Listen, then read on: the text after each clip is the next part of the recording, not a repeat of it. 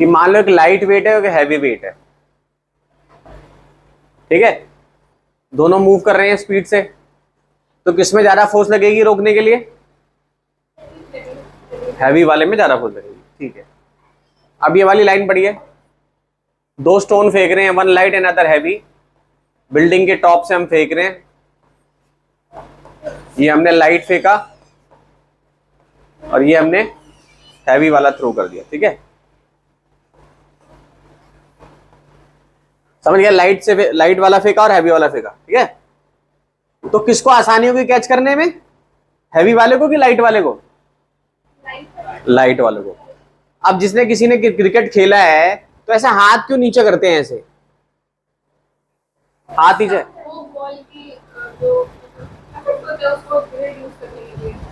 क्या इफेक्ट होता है ऐसे, मतलब अगर ऐसे कर लेंगे तो क्या हो जाएगा, और ऐसे अगर हाथ करें? मोमेंटम ज्यादा होता है उसका, उसका मास तो है ही, वेलोसिटी भी ज्यादा रहती है ना। मोमेंटम क्या होता है, मास इंटू वेलोसिटी होता है, तेज स्पीड से आ रही होती है, तो इसकी वजह से क्या होता है कि मोमेंटम उसका ज्यादा होता है, क्योंकि वेलोसिटी उसकी ज्यादा होती है। तो अगर आप यही रखोगे तो हाथ में चोट लग जाएगी, तो आप ऐसे धीरे करके उसके मोमेंटम को रेट, उसके मोमेंटम के रेट को कम करो, फोर्स को यानी कि इनडायरेक्टली डिक्रीज करो, सही बोला तुम लोगों ने, ठीक है। तो स्पीड भी इंपॉर्टेंट कंसीडर करना है। अब जैसे मान लो कि ये जो ऑब्जेक्ट है मेरे हाथ में जो है, इसकी स्पीड बढ़ाता जा रहा हूं, क्या होगा, ये हैवियर फील होगा हमें। अभी तो देखो जैसे नॉर्मली ये कहीं पे टकराएगा तो कुछ ऐसा कुछ डिस्ट्रक्शन नहीं क्रिएट करेगा, लेकिन अगर इसकी स्पीड बहुत ज्यादा बढ़ती जाए तो ये बहुत डिस्ट्रक्टिव हो जाएगा, समझ रहे हो, ये बहुत ज्यादा डिस्ट्रक्टिव हो जाएगा। जैसे बुलेट है, नॉर्मल बुलेट में ऐसे दूं हाथ में कैच करने को कर लोगे, लेकिन लोड करने के बाद फोन ही कैच करेगा, जो तो पुश करके निकल जाएगी भाई बाहर, समझ रहे हो। तो ये चीज ध्यान देनी है। तो इससे ना छोटे छोटे क्वेश्चन आते हैं। तो इसमें क्या हो रहा है, मेन मोमेंटम, हम rate of change of momentum जो है, जो जितनी ज्यादा होगा उतना ज्यादा फोर्स होगा, तो हम उसको डिक्रीज करते हैं, ठीक है। फिर ये लाइन छोटी सी लिखी है, ये बहुत इंपॉर्टेंट लाइन है, क्योंकि असर्शन रीजन के क्वेश्चन भी 4 आएंगे ना, 11th में भी शायद ये पैटर्न रहेगा। तो ये लिख लो, same force for the same time causes the same change in momentum for different bodies. लिख लो इसको, same change, same force for the same time causes the same change in the momentum for different bodies. ऐसे हाथ से rotate कर रही है, तो अगर मैं बहुत ज्यादा फोर्स लगाऊंगा तो इसकी स्पीड पे क्या फर्क पड़ेगा, तेज मूव करेगा ना। तो इसको लिख लो, ये पूरा डायग्राम बना लो कि force is necessary for changing the direction of momentum, ठीक है। Even its magnitude is constant, चाहे मैग्नीट्यूड कांस्टेंट भी हो, लेकिन फोर्स चाहिए डायरेक्शन को चेंज करिए। छोटे छोटे क्वेश्चंस बनते हैं। एग्जैक्टली यही लाइन आनी चाहिए, rate of change of momentum of a body is directly proportional to the applied force, यानी जितना ज्यादा आप फोर्स लगाओगे उतना ज्यादा रेट इसका चेंज होएगा, ठीक है। और किसमें होगा, takes place in the direction in which the force acts. तो ये आपको लिखने के लिए आएगा 1 नंबर में, और प्रूफ करने के लिए आएगा। ये वाला भी आएगा वेक्टर फॉर्म लिखने के लिए, सब क्वेश्चंस हैं ये, ठीक है। तो अच्छे से याद रहना चाहिए आपको, लिख लीजिए इसको। न्यूटन का सेकंड लॉ भी लिखिए, फिर क्वेश्चंस करेंगे। जो अंडरलाइन करा वो भी लिखेंगे। ये सारा लिखेंगे, एनसीईआरटी के एक लाइन।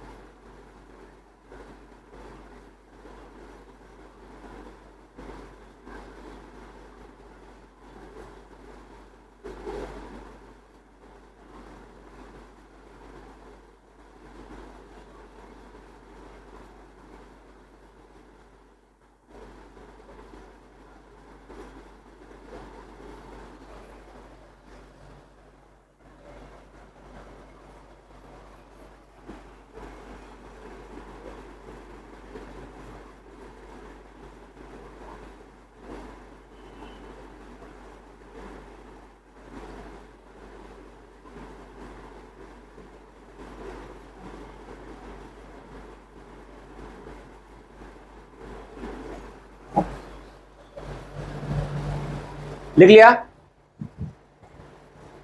ये भी लिखना है बेटा। उसके बाद यहाँ पे क्या लिखा है, ये डिफरेंशिएशन फॉर्म में लिखा है F=dp/dt। ठीक है, तो इसको थोड़ा समझ लेते हैं, जो भी पढ़ रहे हो उसको सोचो। तो जैसे लिखा है F=dp/dt है, तो P क्या होता है, मास इंटू वेलोसिटी होता है ना तुम्हारा। तो ऐसे लिख सकते हैं यहाँ पे m v माइनस mu। ठीक है, मोमेंटम तुम्हारा फाइनल, मोमेंटम इनिशियल, और नीचे यहाँ पे टाइम आ गया तुम्हारा। तो m को कॉमन ले लूं मैं, तो ऐसे भी तो लिख सकता हूँ v माइनस u/t, और v माइनस u/t क्या होता था, एक्सेलरेशन, है कि नहीं। तो यहां से इन्होंने देखो ये इक्वेशन ले ली, कांस्टेंट की जगह पे 1 डाल दिया। इसको भी लिख लो, ये भी आएगा। तो कभी कभी क्वेश्चन आता है कि क्या सेकंड लॉ फर्स्ट लॉ में कंटेन्ड है, ये क्वेश्चन आएगा लिखने के लिए। तो ऑब्वियसली कंटेन्ड, पहले लॉ क्या कहता था, फोर्स नहीं लगेगी तो मोशन नहीं होगा, फोर्स लगेगी रोकने के लिए। तो अगर यहां पे देखो फोर्स को 0 कर दिया तो एक्सेलरेशन 0 हो गया, है कि नहीं। तो यानी सेकंड लॉ कंसिस्टेंट है विद द फर्स्ट लॉ, ये आएगा एग्जाम में। ठीक है, और ये भी बोला जाता है why Newton second law is the real law, उसमें भी ये लिखना पड़ेगा आपको। ठीक है भाई, ये हो गया। तो ये भी लिख लो। वेक्टर फॉर्म में कैसे लिखना है, अब मान लो 3 कंपोनेंट है, तो x में यानी x में जो मोमेंटम का चेंज हो रहा था, y यानी y में जो मोमेंटम का चेंज हो रहा है, और z यानी z में जो मोमेंटम का चेंज हो रहा है। तो fx, fy और fz, ये तीनों लिख लो। और ये भी बहुत इंपॉर्टेंट है कि फोर्स कभी भी पैरेलल नहीं होगी वेलोसिटी के, और हमेशा एंगल बनाएगी, केवल ये कंपोनेंट ऑफ वेलोसिटी बदलती है, हमेशा याद रखना। ये बहुत इंपॉर्टेंट लाइन है एनसीईआरटी की, एक लाइन बहुत बहुत अच्छे से दिया हुआ है एनसीईआरटी में। ठीक है,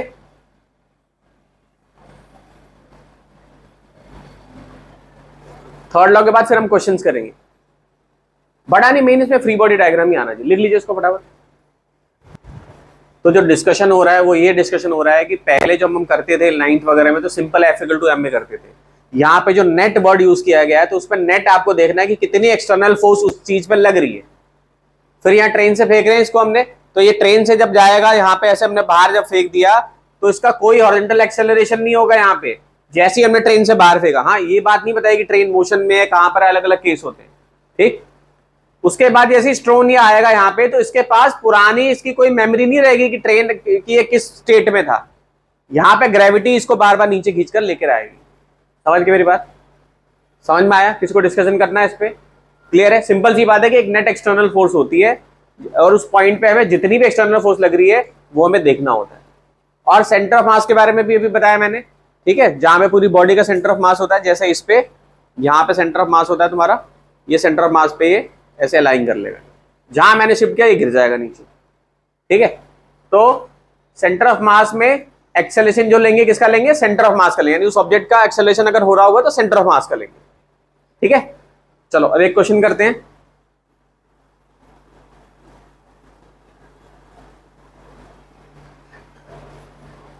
ये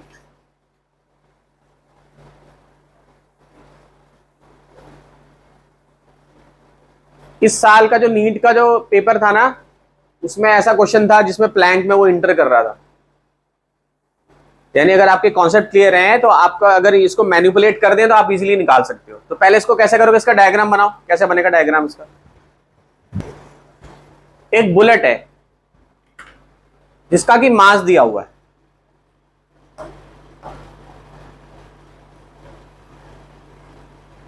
कितना है, इसकी स्पीड दी हुई है, तो इनिशियल स्पीड मानूंगा। ठीक है, कितनी स्पीड इसकी,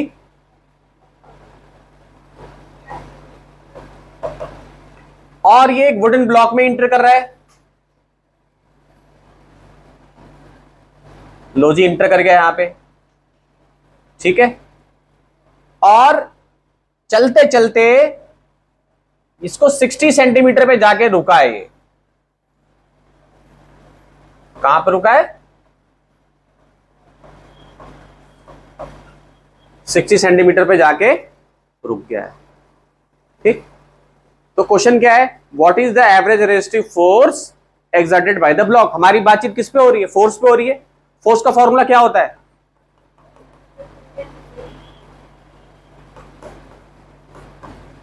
ठीक है, तो ब्लॉक ने by the block on the bullet, तो न्यूटन का थर्ड लॉ कहता है कि जो फोर्स ये लगा रहा होगा बुलेट, वही फोर्स ये भी लगा रहा होगा।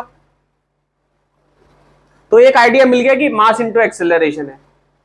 ठीक है भाई, जो फोर्स ये लगा रहा होगा। एक अपने पास इक्वेशन है ये v equal to u plus a t, ठीक है, s equal to u t plus half a t square, और v square minus u square equal to 2s।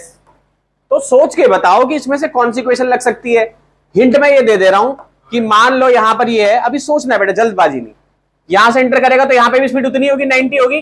धीरे धीरे बुलेट जाके यहां पे 0 हो जाएगी, फाइनल वेलोसिटी 0 हो जाएगी यहां पे। तो ये डिस्टेंस क्या हो जाएगा, क्या हो जाएगा, ये वाला डिस्टेंस यहां से यहां तक s हो जाएगा ये। तो अब इसमें से बताओ कौन सी इक्वेशन फिट बैठेगी, थर्ड वाली इक्वेशन लगेगी। तो फटाफट लगा दो, फाइनल वेलोसिटी को कर दो 0, और क्योंकि एक्सेलरेशन यहां पे नेगेटिव ले जाएगी, क्योंकि धीरे धीरे इसकी स्पीड कम हो रही है, तो minus u square minus 2a, तो तुम्हें दिया ही हुआ है, फटाफट a निकाल लो मुझे, और a निकाल लो। अब बुलेट का मास तुम्हें दिया है, उसमें एक्सेलरेशन पुट कर दो, करो फटाफट जल्दी से। कि सर ये सारी चीजें तो निकल गई, आपका एस भी आ गया होगा, प्लैंक का वेट तो दिया नहीं है। तो मैंने आपको बोला कि जो बुलेट इस पे फोर्स लगा रही है वही फोर्स ये लगा रहा होगा, लेकिन बुलेट का मास तो दिया है, एक्सेलरेशन हमने निकाल लिया, बुलेट ही का हो रहा है ना चेंज। ठीक है, तो अगर मैं इसका force equal to mass into acceleration force निकाल लेता हूं, तो यही सेम फोर्स तो प्लैंक लगाएगा न्यूटन के थर्ड लॉ के हिसाब से, अगर सोचे हम तो बस हो गया ये। ठीक है, चलिए अब सबने सॉल्व कर लिया होगा, ये बनेगी इक्वेशन आपकी, देखिए ये आ रहा होगा आपका, और ये एवरेज रेजिस्टिव फोर्स होगा। क्लियर है, चलिए 4.6। ठीक है, इसको कैसे करेंगे सोच के दिखाई। बेटा देखो क्वेश्चन में क्या बोल रहा है कि एक मास ऐसे सस्पेंडेड है,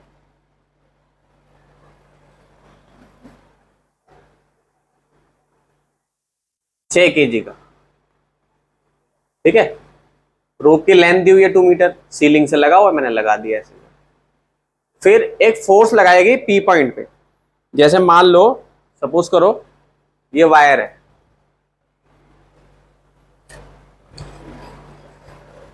ये लटकी हुई है वायर, तो मैंने यहां पे फोर्स लगाई, तो फोर्स लगाई तो क्या हो जाएगा, थोड़ा सा टेढ़ा हो जाएगा ना, ये इस काइंड ऑफ टेढ़ा होगा ना ऐसे। तो यहाँ पे मान लो अगर मैंने फोर्स लगाई, यहाँ पे जैसे फोर्स लगाई तो क्या हो जाएगा, थोड़ा सा टेढ़ा हो जाएगा ऐसे होएगा।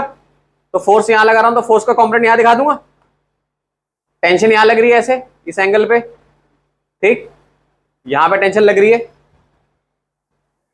ना, ये टेंशन यहां पे लग रही है। तो मैंने आपको बोला था कि आप ऐसे एक्स और वाई के फॉर्म में इसको ब्रेक करें,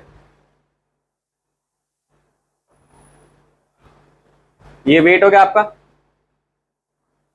ठीक है, तो इस पे जो मास है 6 केजी का है, तो mg यहां पे करोगे तो ये आपका कितना हो जाएगा, 60 न्यूटन हो जाएगा, फोर्स mg होता है। ठीक, सेम ही बॉडी है, तो यहाँ पे जैसे फोर्स लगी है तो यहाँ टेंशन थोड़ी तुम्हारी बदल जाएगी, तो यहाँ पे तुम क्या ले लो, इसको T2 ले लो, यहाँ पे इसको T1 ले लो। अब यहाँ पे थीटा था तुम्हारा, यहाँ पे जैसे ऐसे लटका हुआ है तो थीटा यहाँ पे ले लो। ठीक है, तो ये क्या हो जाएगा, टी कॉस थीटा हो जाएगा, और इधर क्या हो जाएगा तुम्हारा टी साइन थीटा हो जाएगा, तो यहाँ पे टी साइन थीटा हो जाएगा। ठीक है, तो टी साइन थीटा फोर्स को बैलेंस कर रहा है, और टी कॉस थीटा किसको बैलेंस कर रहा है, T2 को, और T2 किसके साथ इक्वल है,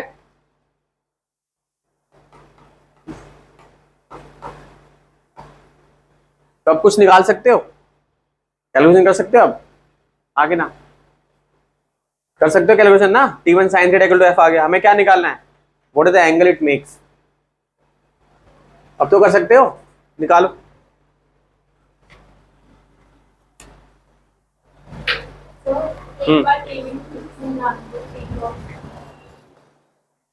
बेटा यहाँ पे जो था ये ऐसे लटक गया, तो मैंने एक एंगल ले लिया यहाँ पे थीटा। ठीक है, तो ऐसे ट्रायंगल बन रहा है ना, तो ये टेंशन तुम्हारा क्या है, हाइपोटेन्यूज का काम है, करेगा ये, यहाँ से 90 डिग्री का एंगल बन रहा है। तो कॉस थीटा क्या होता है, जो एंगल होता है उसके नीचे वाले को बोलते हैं, जैसे ऐसे है तो इसके नीचे वाले को बोलेंगे हम, ये ऐसे लटका हुआ है, ऐसे है तो इसके नीचे वाले को हम कॉस थीटा बोलेंगे। तो ये टी कॉस थीटा हो गया, यहाँ से कैसे हो गया, क्योंकि कॉस थीटा क्या होता है, बेस अपॉन हाइपोटेन्यूज होता है, बेस तो हमें छोड़ देना है, हाइपोटेन्यूज की जगह टी कर देना, तो टी कॉस थीटा हो गया, यहाँ पे टी कॉस थीटा हो गया। ठीक है, क्या हो गया, टी कॉस थीटा, यहाँ टी साइन थीटा हो जाएगा। टी साइन थीटा के पैरेलल मैंने टी साइन थीटा को कर दिया। यहाँ पे फोर्स थी तो फोर्स के इक्वल टी साइन थीटा कर दिया टी वन, और टी टू के equal T one cos theta कर दिया। और वैसे टी टू किसके इक्वल है? एम जी के इक्वल है ना। अब इस डेटा से डिवाइड करके देखो इसको, देखो डिवाइड करके क्या आता है, करके देखो एक बार।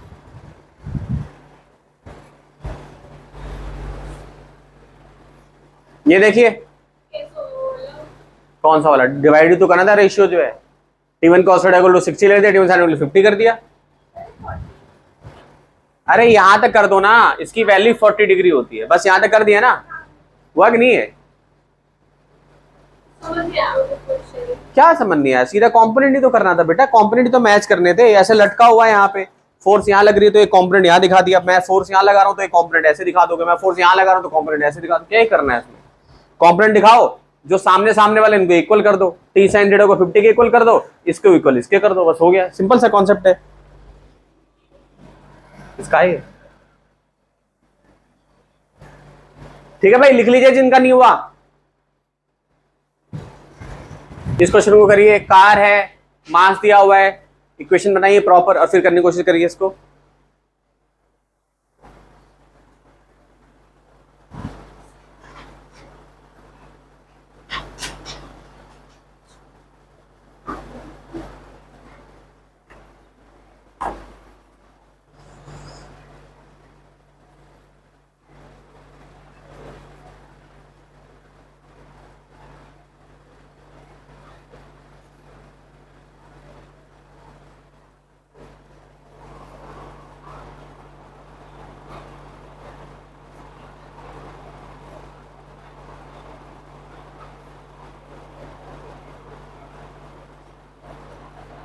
पहले इक्वेशन तो बनाइए क्या क्या दिया हुआ है, फिर सोचिए कौन सी इक्वेशन लगाइए, 2-3 मिनट लगाइए इस पे।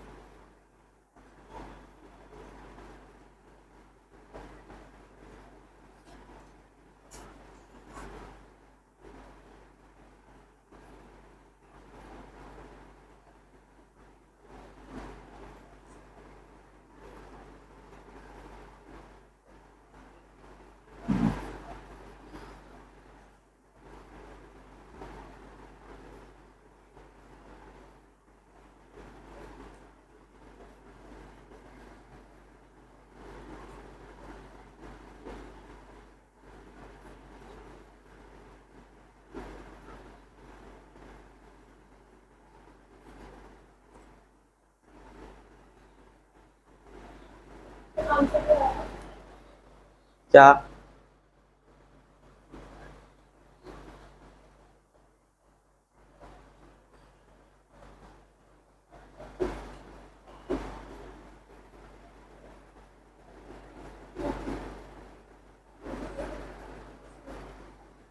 आंसर आएगा v का 15, एक्सेलरेशन हाफ। क्या बात है, सही में आ गया।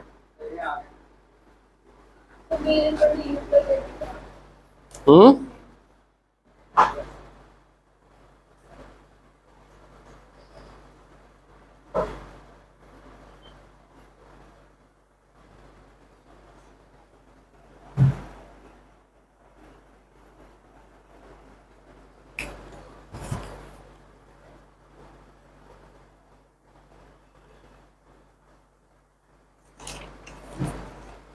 चलिए एक सवाल करते हैं।